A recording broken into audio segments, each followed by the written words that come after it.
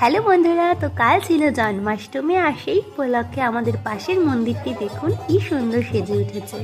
প্রত্যেকটা মানুষ শ্রীকৃষ্ণের জন্মদিনকে ঘিরে দেখুন কত কত আনন্দ করছে। কীর্তন গানে পুরো পরিবেশটা দারুণ হয়ে উঠেছিল।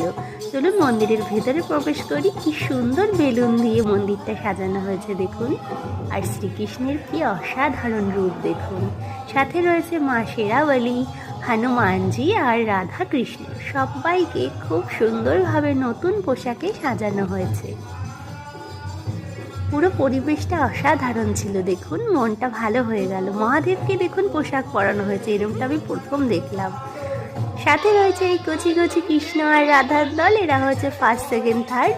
পুরো জিনিসটাই খুব ভালো ছিল। আর সাথে রইল আমার মালপোয়া, এই জন্মাষ্টমীর স্পেশাল রেসিপি মালপোয়া। ভালো লাগলে লাইক করবেন অ্যান্ড শেয়ার করবেন। Thanks for watching.